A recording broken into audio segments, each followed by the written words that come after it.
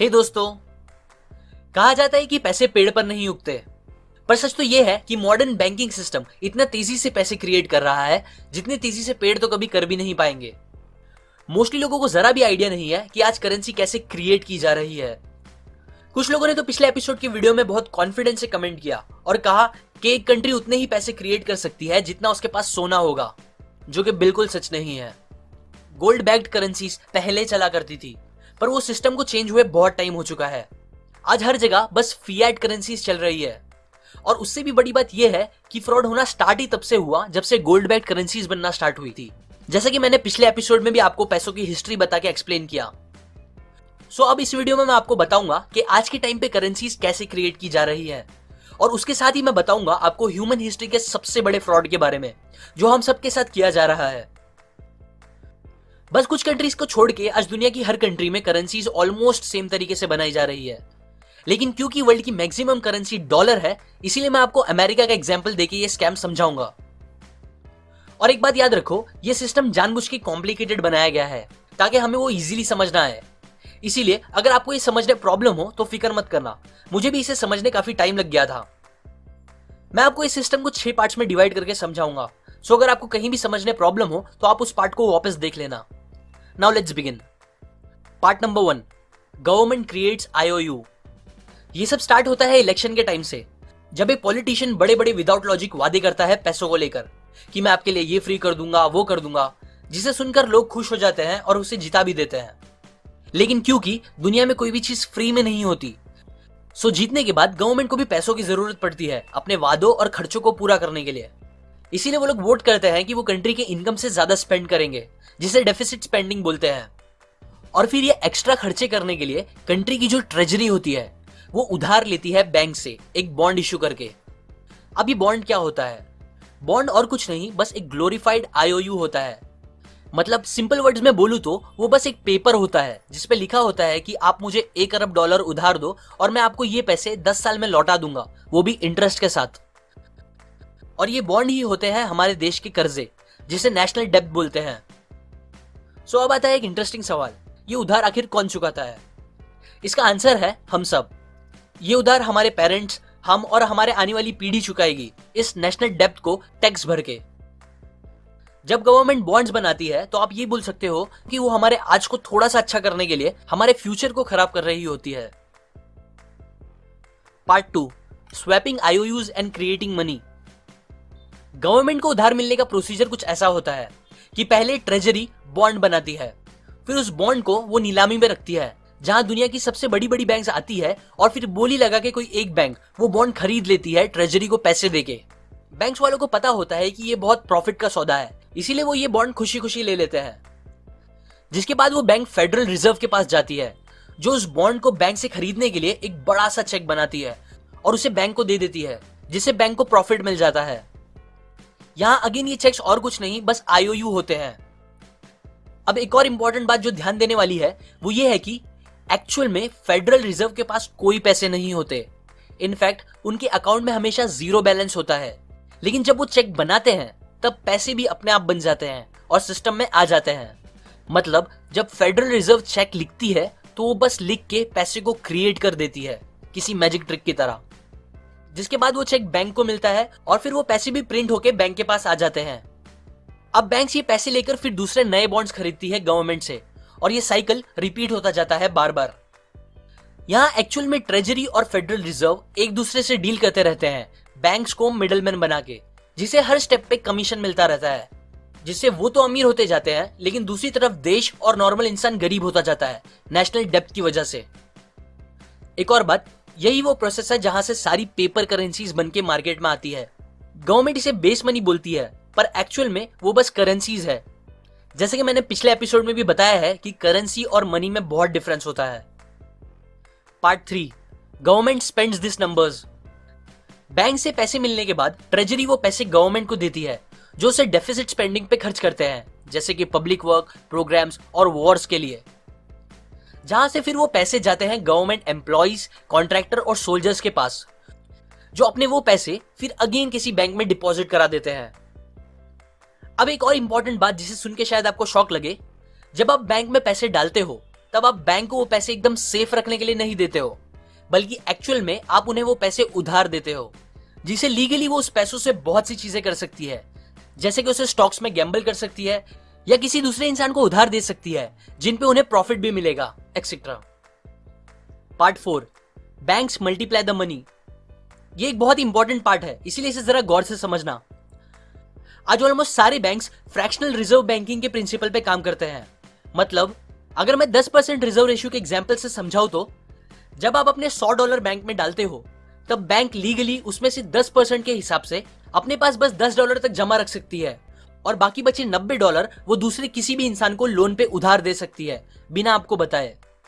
यहाँ बैंक बस अपने पास $10 रखता है कि कहीं इनकेस आपको उसकी जरूरत पड़े तो वो आपको दे दे, जिन पैसों को वो लोग वॉल्ट कैश बोलते हैं। अच्छा, अब अगर आपके $90 बैंक गायब कर देती है तो फिर आपको कैसे बराबर $100 आपके अकाउंट में दिखते रहते हैं? ऐसा होता है क्योंकि बैंक उस $90 का IOU बना के अपने पास रख देती है, जिसे फिर से इजी वर्ड्स में बोलूं तो वो और कुछ नहीं बस नंबर्स होते हैं जो बैंक अपने कंप्यूटर में टाइप करके सेव रखती है। और भले से ये एक्चुअल में पेपर करेंसी नहीं होती, पर फिर भी ये एक तरह से करेंसी ही बन जाती है, जिसकी वजह से अब दुनिया में 100 के बजाय $190 आ जाते हैं एग्जिस्टेंस में। 100 आपके और 90 जो उन्होंने किसी दूसरे इंसान को उधार दे दिया है, जो थे तो आपके ही पैसे लेकिन अब बैंक के भी हो गए हैं। ये करके बैंक बैठे बैठे $90 का फायदा कर लेती है और उस पे जो इंटरेस्ट मिलेगा वो अलग। और इतना ही नहीं, आगे और भी बहुत कुछ होता है। जैसे कि अब लोन लेने वाला इंसान लोन लेने के बाद क्या करता है, वो यूजुअली घर, गाड़ी या ऐसा कुछ चीजें खरीदता है, राइट? सो इस एग्जाम्पल के हिसाब से बताओ तो अब वो $90 किसी दूसरे इंसान के पास आ जाते हैं, जो वापस क्या करता है, उसे किसी बैंक में जमा कराता है, जिन पैसों में से फिर बैंक 10% बस अपने पास रखती है और 90% दूसरों को उधार दे देती है, जिसकी वजह से अब टोटल $270 क्रिएट हो जाते हैं। और ये चीज रिपीट होती जाती है, जिसका एंड रिजल्ट ये होता है कि आपके उस $100 के डिपॉजिट की वजह से टोटल $1000 तक का बैंक क्रेडिट दुनिया में आ जाता है। और ये मैं आपको बस 10% के हिसाब से बता रहा हूं, जबकि हर बैंक का अलग रेशियो होता है। कुछ 5% और कुछ तो 0% रिजर्व रेशियो पे काम करके और भी बहुत ज्यादा करेंसीज पैदा करती जाती है। यही वो जगह है जहां से कंट्री की मैक्सिमम करेंसी बनके एग्जिस्टेंस में आती है। इनफैक्ट 92 से 96% करेंसीज इस सिस्टम की वजह से बनी हुई करेंसीज होती है, जो बैंक्स बस टाइप करके बना देती है। अब अगर आप लोगों को लग रहा है कि क्या फर्क पड़ता है इस चीज से, मेरे पैसे तो अकाउंट में रखे ही है जो मैं जब चाहे निकाल लेता हूं, तो आपको बता दूं कि सबसे पहली बात, इस चीज की वजह से कंट्री में करेंसी की सप्लाई बढ़ती जाती है, जिससे आपके उस पैसे की वैल्यू जो आप मेहनत करके कमाते हो वो कम होती जाती है और चीजें महंगी होती जाती है, क्योंकि करेंसी का लगातार बढ़ते रहना ही इन्फ्लेशन का मेन रीजन है, जो अगेन मैंने पहले एपिसोड में बताया है। और एक और बात, हमें लगता है बैंक में हमारे पैसे सेफ है, जिसे हम जब चाहे जाके निकाल सकते हैं और उसे यूज कर सकते हैं, बट ये एकदम सच नहीं है।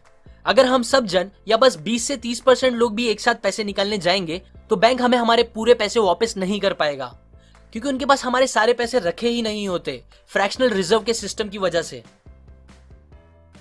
यही है हमारा पूरा मॉनेटरी सिस्टम, जो और कुछ नहीं बस एक बड़ा सा स्कैम है, जहां पैसे बस चेक पे लिख के बना दिए जाते हैं IOU के मीडियम से, या फिर मैक्सिमम तो बस कंप्यूटर पे टाइप करके। सिस्टम जो और कुछ नहीं बस सप्लाई ऑफ नंबर्स है, कुछ प्रिंट किए गए और ज्यादातर बस टाइप किए गए। Step 5, are numbers or text. अब अगर आपको लगता है कि यही सबसे खराब चीजें हैं जो हमारे साथ हो रही है, तो फिर आप और स्टूपिड बनने के लिए तैयार हो जाओ, क्योंकि हम उनमें से कुछ नंबर्स के लिए काम करते हैं, दिन रात एक करके, खून पसीना बहा के। हम ही है जो एक्चुअल में उन नंबर्स को वैल्यूएबल बना देते हैं, फिर उन्हें जमा करते हैं मेहनत से, ताकि गवर्नमेंट उसका एक बड़ा सा हिस्सा लेके अपने उधार उतार सके इंटरेस्ट के साथ, जो उन्होंने बैंक से लिए होते हैं। क्योंकि हमारे ज्यादातर टैक्सेस स्कूल, रोड या डेवलपमेंट के लिए यूज नहीं होते, बल्कि वो उन उधार को खत्म करने के लिए यूज किए जाते हैं। आप ही सोचो, हम सारे लोग अपनी पूरी लाइफ टाइम में कितने अलग अलग टैक्स भरते हैं, जिनमें से मोस्टली सारे पैसे उनके पास चले जाते हैं जो इस सिस्टम के मालिक है। और ये भी एक बड़ा सीक्रेट है कि इस सिस्टम के मालिक कौन लोग हैं, जो मैं आपको आगे बताऊंगा। यूएसए के जो फाउंडिंग फादर्स थे, उनको सेंट्रल बैंकिंग और फिएट करेंसी से होने वाले खतरे के बारे में अच्छे से पता था, इसीलिए वो लोग ने इससे लड़ाई की और फ्यूचर में दूसरों को इस खतरे से बचाने के लिए उन्होंने कॉन्स्टिट्यूशन में लिख भी दिया कि बस गोल्ड और सिल्वर ही रियल मनी बन सकते हैं, बस इसीलिए क्योंकि लोग उन्हें जितना चाहे उतना छाप नहीं सकते।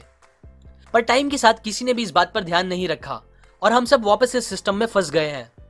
आज का सिस्टम बस अनकॉन्स्टिट्यूशनल ही नहीं बल्कि एक बड़ी चोरी है जो हमसे हमारी प्रॉस्पेरिटी और लिबर्टी चुरा रही है। हमारी परचेसिंग पावर कम करती जा रही है इन्फ्लेशन की वजह से, जो और कुछ नहीं बस इस सिस्टम का रिजल्ट है। Part 6, owners of federal system. ये सिस्टम उनके लिए ही फायदेमंद है जो ये करेंसीज क्रिएट कर रहा है और जिनके हाथ में सबसे पहले करेंसीज आती है, क्योंकि वो सबसे पहले उस करेंसीज को यूज कर सकते हैं इकोनॉमी पे उसका इफेक्ट पड़ने से पहले। सो अब आता है एक और सीक्रेट।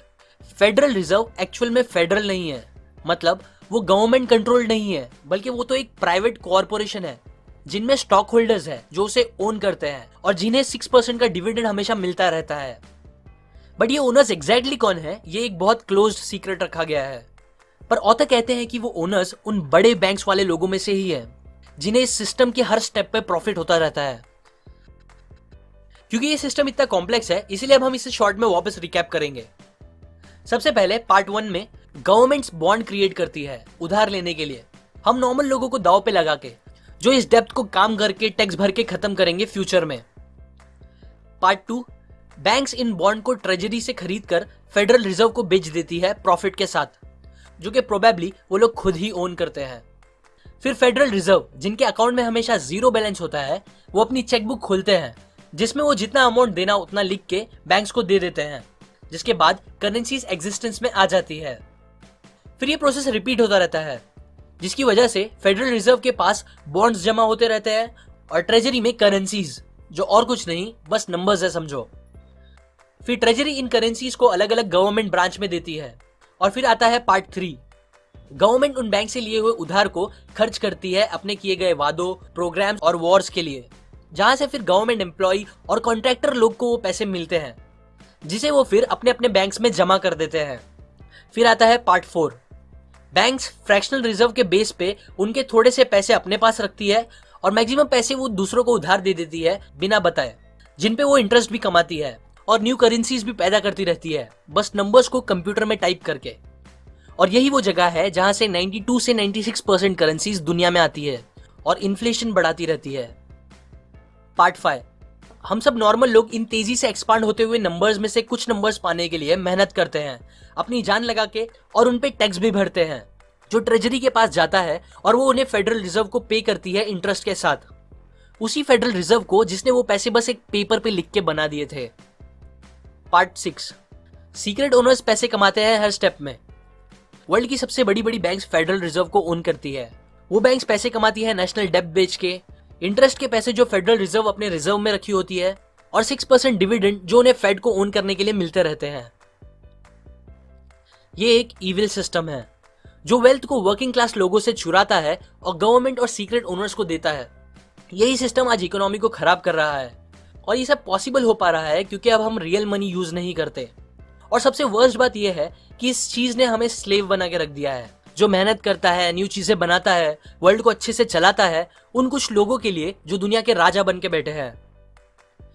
अब ये सब सुनने में बहुत बुरा है, पर अभी भी बहुत होप बाकी है, क्योंकि इस सिस्टम का सबसे बड़ा स्ट्रॉन्ग पॉइंट है लोगों का इग्नोरेंस और उनकी चीजों को समझने की कोशिश ना करना। इसीलिए आप अभी बहुत इंपॉर्टेंस रखते हो। यह आपकी रिस्पॉन्सिबिलिटी है कि अब आप इस नॉलेज को ज्यादा से ज्यादा लोगों के साथ शेयर करें, क्योंकि इन्फॉर्म्ड पब्लिक जो इस सिस्टम को अच्छे से समझती है वो इस सिचुएशन को बेटर बनाने के लिए अच्छे सॉल्यूशंस भी ढूंढ सकती है। पर जब तक उनको कुछ पता ही नहीं होगा तब तक हम इस बारे में कुछ भी नहीं कर पाएंगे। ये बातें मैंने आपको माइक मेलोनी की बुक और उनके वीडियोस से इंस्पायर होकर बनाई है। अगर आपको कोई डाउट है या चीजें अच्छे से समझ नहीं आई या और अच्छे से इस टॉपिक को समझना है तो आप उनकी बुक खरीद सकते हो डिस्क्रिप्शन में दिए हुए लिंक से जाके, या आप उनके वीडियोस भी देख सकते हो जिनमें सारी इन्फॉर्मेशन दी गई है। मैंने उनकी चैनल के लिंक डिस्क्रिप्शन में डाल दिया है। और जिन्हें हिंदी में ही देख के ये बातें और दूसरी इंपॉर्टेंट बातें मेरे थ्रू सीखनी है, वो अपने नोटिफिकेशन में जाके उधर बने बेल पे क्लिक कर दे। और याद रखें उसमें आप सेंड ऑल नोटिफिकेशंस चूज करें, तभी आपको मेरे सारे वीडियोस के नोटिफिकेशन आ पाएंगे। अभी के लिए लाइक, कमेंट, शेयर और सब्सक्राइब करें। मैं और ऐसी काम की बातें आपके साथ शेयर करता रहूंगा, यूजुअली हर week. And finally, thanks for watching.